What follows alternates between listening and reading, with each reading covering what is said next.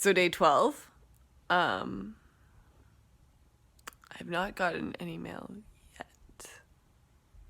So I'm hoping there's still a chance, and not that I just didn't get an email today. I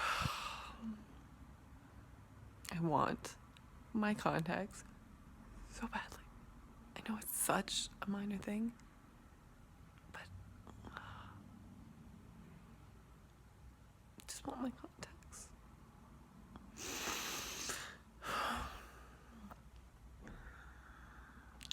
Yep. Got my therapy session today. Very soon. Very nervous. Ironic, huh? I'm anxious about going to my therapy session where I deal with my anxiety. On the upside, he knows that I'll be coming in anxious because apparently the parking is underground parking. I hate underground parking for multiple reasons. I'm not a super comfortable driver as it is. And underground parking tends to be, small. You really have to navigate well. And B, I'm claustrophobic. So I did warn him when I said underground parking. I'm like, ooh, you might see me, my anxiety peaked already by that. Although I didn't mention claustrophobia.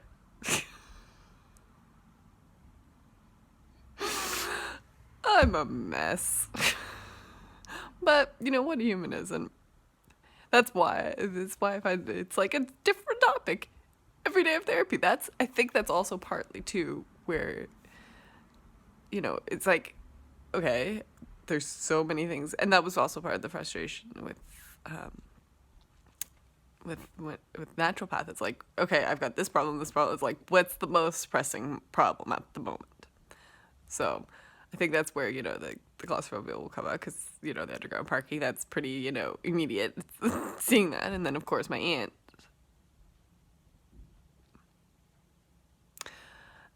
I think the claustrophobia will come out, right away. And then some other issues will be pretty pressing. But, going back to work, obviously, is a kind of pressing one right now, too. But it's like, geez. Yep.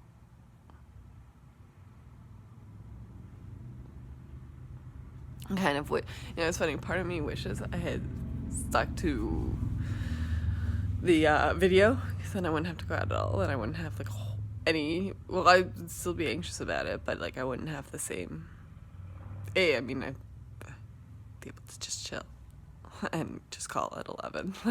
There's some upsides to that, and I could do it in my pajamas, because this is all you see.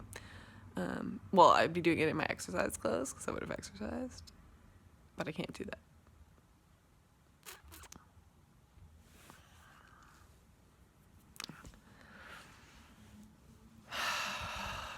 And also, whenever I go out, I like treating myself to stuff, but I don't want to go anywhere else. Like, it's a weird time. Like, when I would go to the doctors, I would like treat myself to like a hot chocolate or a cold chocolate, depending on the weather, like some sort of like, or a matcha, or like some sort of treat like that. But I can't.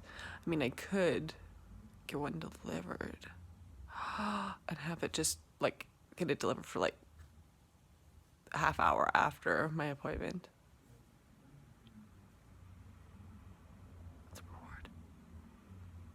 I do have birthday money. I got birthday money. I could use that.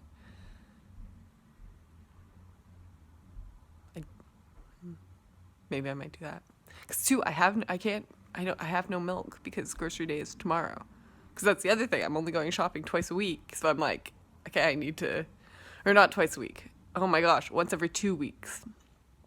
So I need to like, and although it's a lot easier because the time slots are actually, they're available, so I could technically, make my list. But I mean, it doesn't matter. Like, I just update it now, and I get my stuff tomorrow, so I can update 24 hours before anyway. So it's not as, like, pressing as it was at the beginning. But still, it's not being able to, oh, crap, I need this, and pop into the store. I missed that. And it's not like I'm saving any money either. I don't think I'm spending less money because, again, delivery. So I don't. Anyway. I'll see you after therapy, maybe with some special drink in my hand. Let's go check that out now. Delivery. I can't believe that 5-minute long thing earlier. I forgot to mention about my dream. Okay, so it was really random, and I actually remember most of it too. So it was first thing this morning, so it was Ryan Reynolds was in it, but not like that. It was like a Reynolds extended family dinner. When I say Ryan Reynolds was in it, he was just in it just so I knew who the family was. That was kind of his only significance being in the dream. It was really weird. It reminded me of my extended families growing up when we had Christmases and Thanksgiving dinners like that. It was an extended family, long table. We're all there, and what I remember is we all got forks. We all normal stuff. We all got our table setting as you would, but normal. But then when we got the food, and I don't remember how we got the food. I don't know if it was served to us or if it was a buffet or I don't remember. It was very casual, so I'm sure we got up and got it. I don't remember. I just remember when we got the food, suddenly I didn't have a fork. And I mentioned that, and I can't remember who. I think there was some significance to who it was mentioned, but I mentioned it to somebody. And she was like, yeah, well, you've got to go find your fork. What? Even in the dream, that seemed weird. I've got to go find my fork. So I remember venturing further down the table and finally coming across this spot where there was two women, and they each had a fork, but then there was a fork in between them in water glass or a vase or something like that. I don't remember what that part was, but it was it was sticking straight up. If my fingers are the tines of the fork, it was sticking straight up like that. Yeah. And then and I just took it and went back, and then I woke up. What? Of all the dreams where I have recognizable people outside of my circle, outside of people that I genuinely know, so I guess celebrities, of all my, which I don't have very many dreams about celebrities, but that one was the weirdest. I think my last celebrity dream, I was able to figure out, it made sense. I was able to figure it out, and I was able to connect it to something, and it was kind of funny. But this one makes no sense.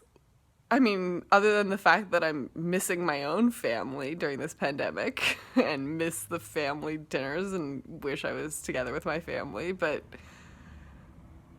why was it Ryan Reynolds? What? Oh, so weird. So weird. Hey, so back from my session. As you can see, contact still didn't come in. One more day. It's got one more day to come in.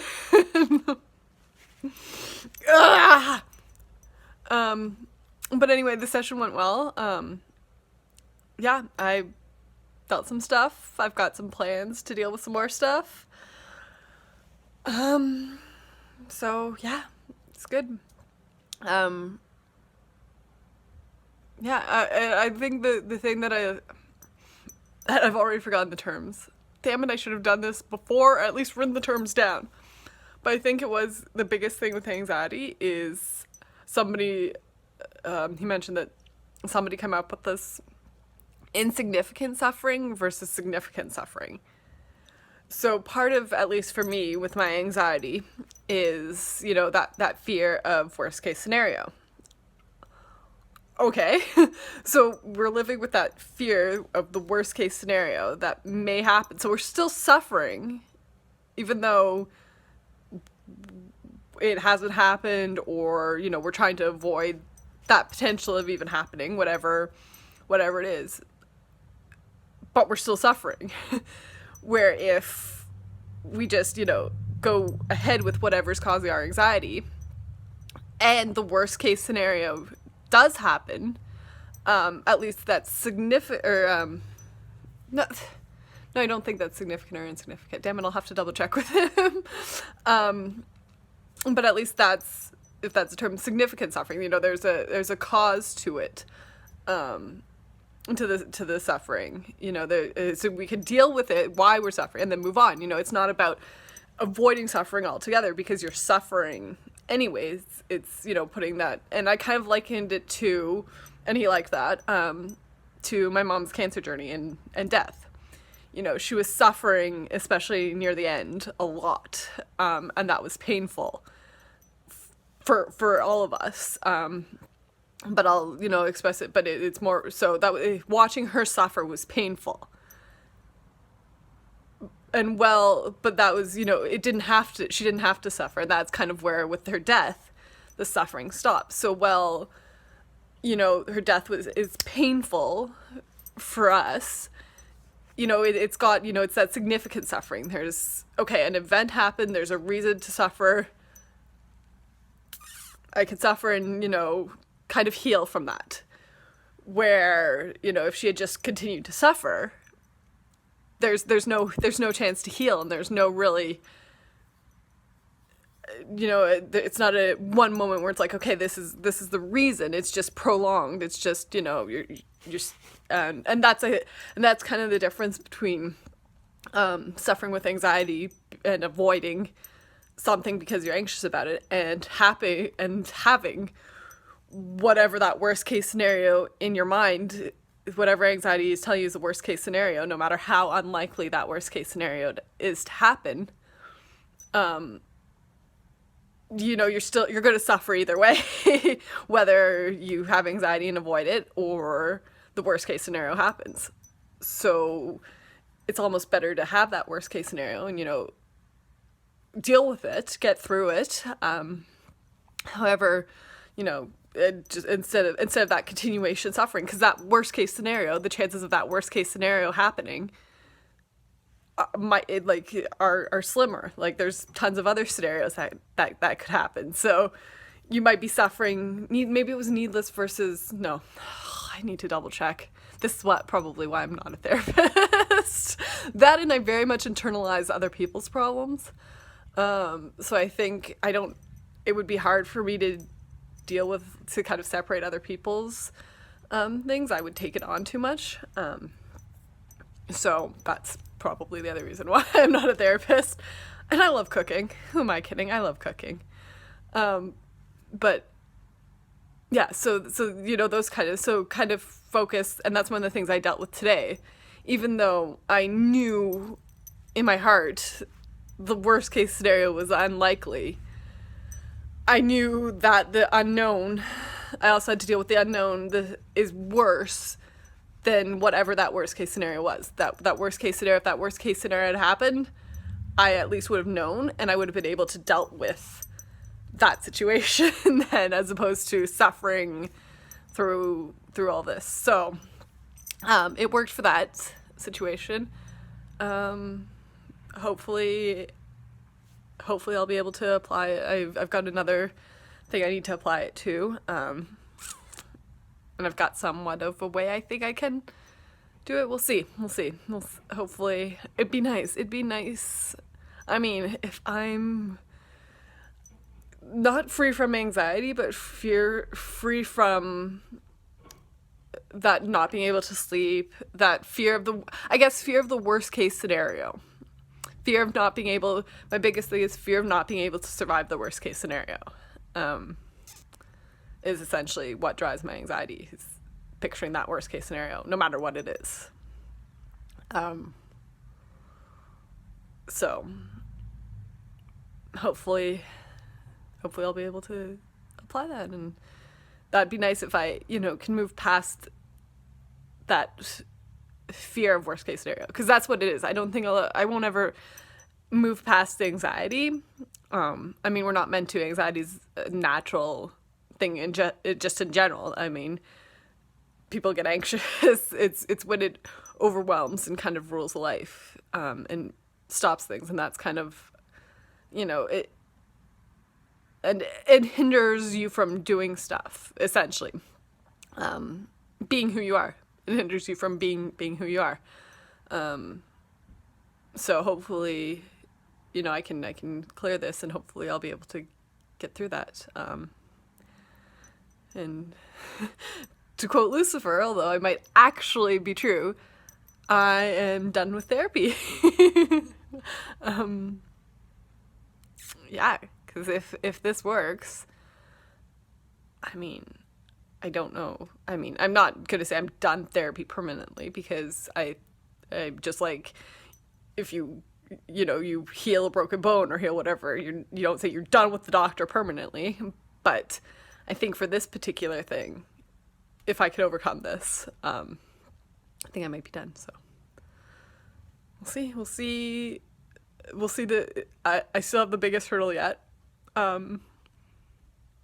So we'll see if I can overcome that.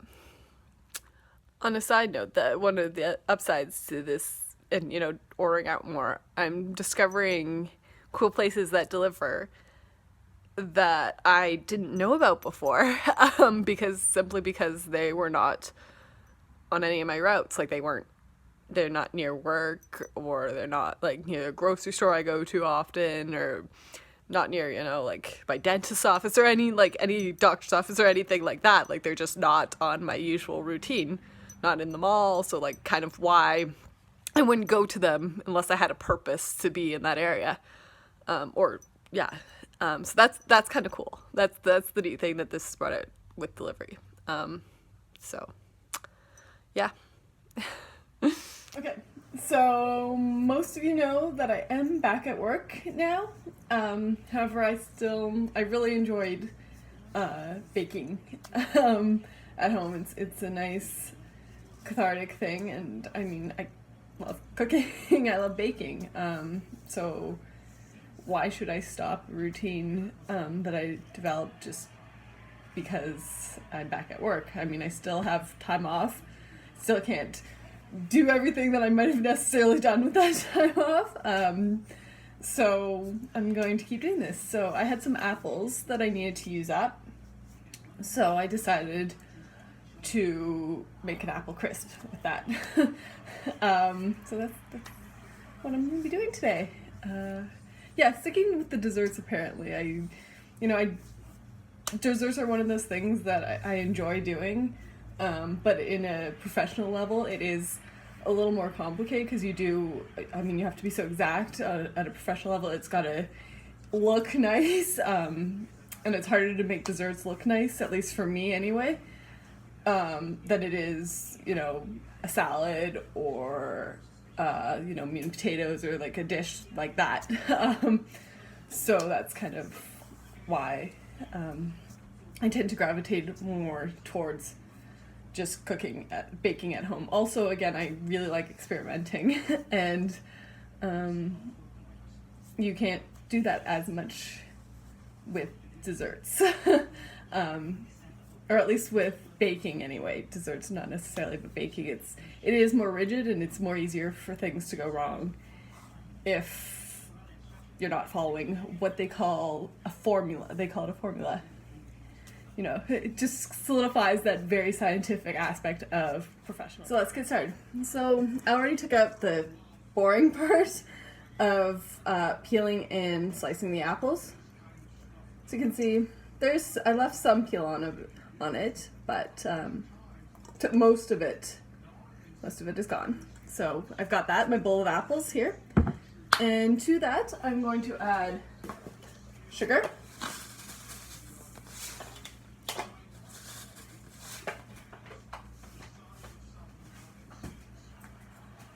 Cinnamon. So this is just, I'm not going to do anything super fancy. It's a basic apple crisp.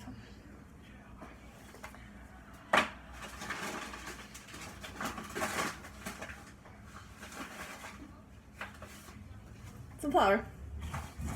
And just kind of mix all that together. And then I'm going to spread it out on my baking dish.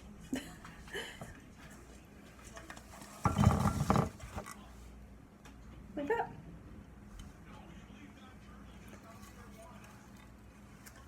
So next I am going to make the topping. So I've got oats,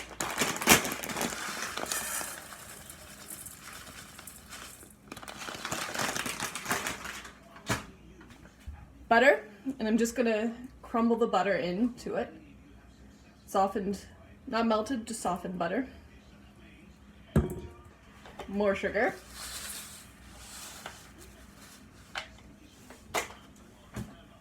More cinnamon.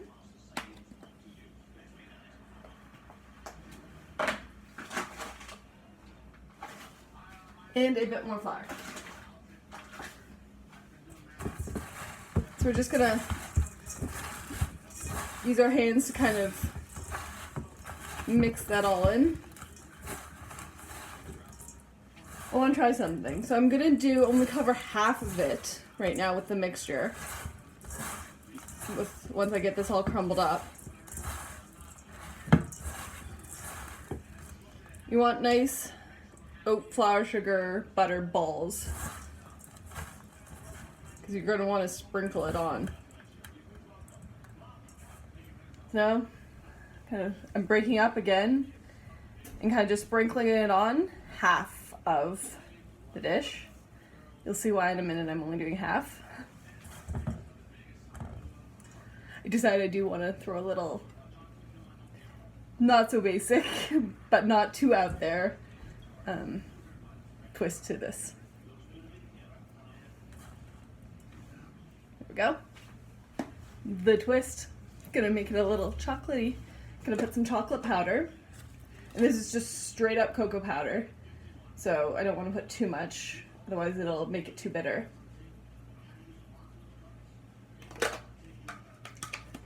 And mix that in. So obviously you can do this for the whole thing. I just kind of want to see what it's like with the chocolate added. And then sprinkle that on the same way as you did the other half. So there we go. So I'm going to put this in a 350-degree oven for, I believe, 20 minutes. I'm not 100% sure. We'll find out. So it actually took 45 minutes, but here it is. Oh, it smells so good. It would be so good with ice cream. Fortunately, I don't have any right now, but I am getting some tomorrow. It's my grocery shop day, so that's exciting. So yeah, time to scoop into this. See what I meant about the not pretty, but oh my gosh, look at that nice shine on the apples. Nice. Oh yeah. This is gonna be good. But see, when I need some ice cream, that's all that's missing. But yeah, you can definitely see. Here, I'll go over here too. You can see that nice liquid juices flowing out. Okay, so let's give this a whirl. Oh, hot. You can see that is a nice, it's such a comforting smell to me too. I don't know, but that cinnamon and just the baking, it's not great for the summer. For me anyway, it reminds me of that nice, cold, rainy, or even rainy. There's a nice rainy summer day is actually good. And that smell is just a nice calm Brings everything down for me. So let's give it a try now.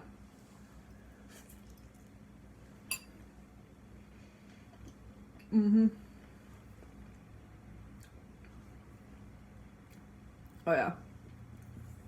Yeah, that's a nice.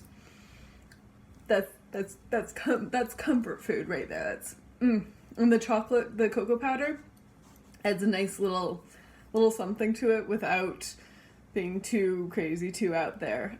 It still remains that nice basic comfort level. So, no, this is a good thing. Good way to use up those apples if you have a lot, whether you have an apple tree or whatever. It's good, and it's also good.